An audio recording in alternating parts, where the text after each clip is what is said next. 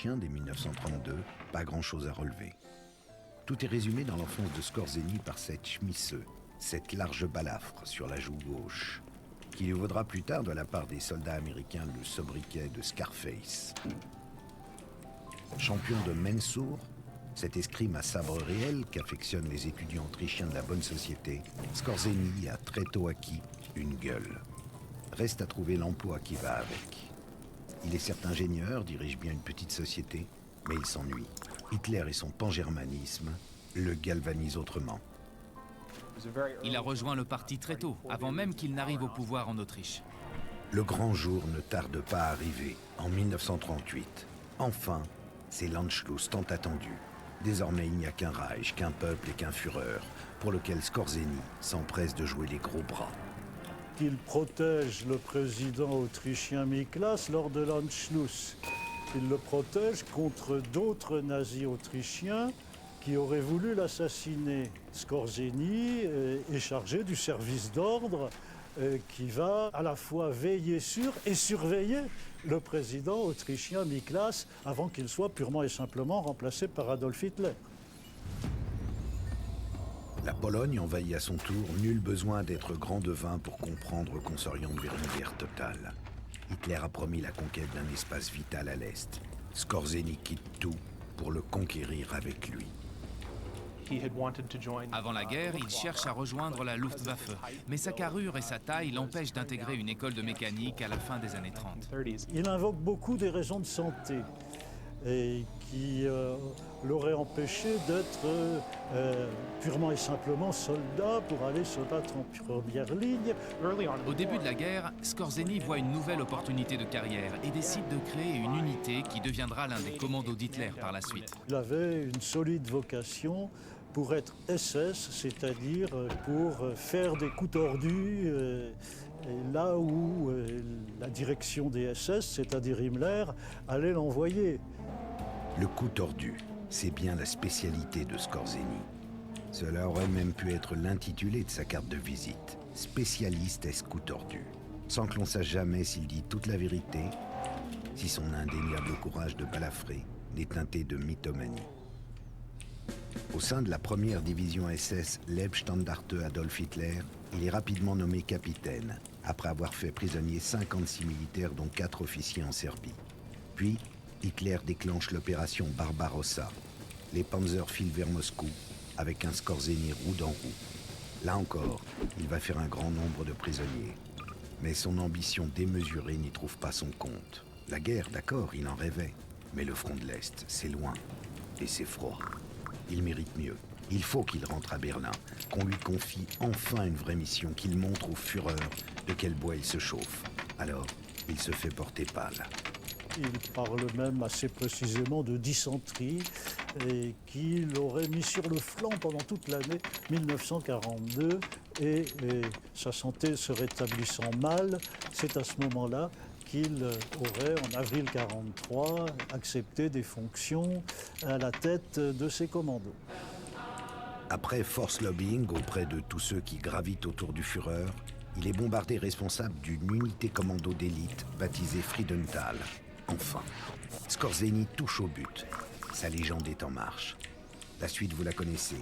Skorzeny libère Mussolini. A German Star is born.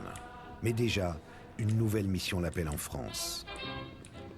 Nous sommes en novembre 1943. Hitler craint que Pétain lui échappe. En effet, Pétain, qui n'est pas un collaborateur de l'Allemagne par vocation. Il est partout. Interrogeons chacun. Ayons pour le prêt. Et là, il se reconnecte. On va voir s'il trouve dans la Vago qui va être ici.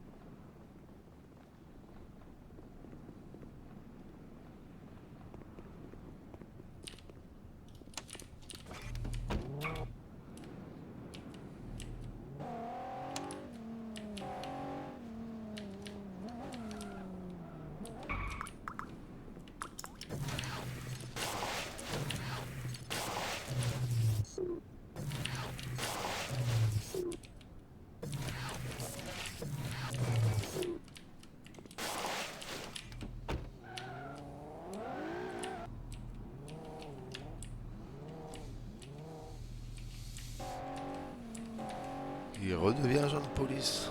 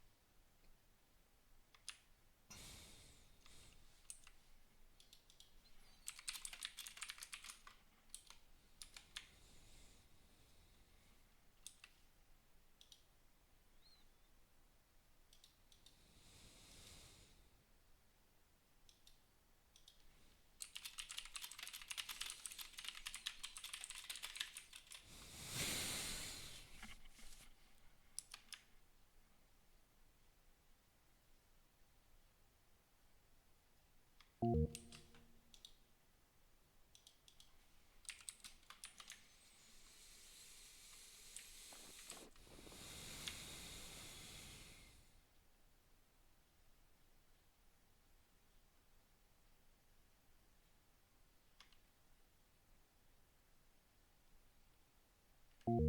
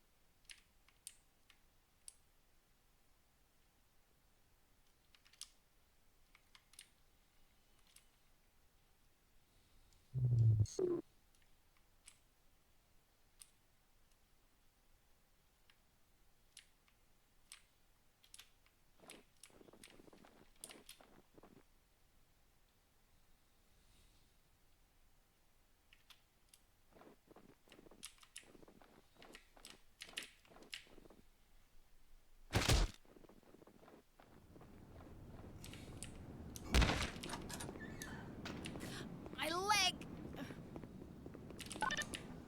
Ugh.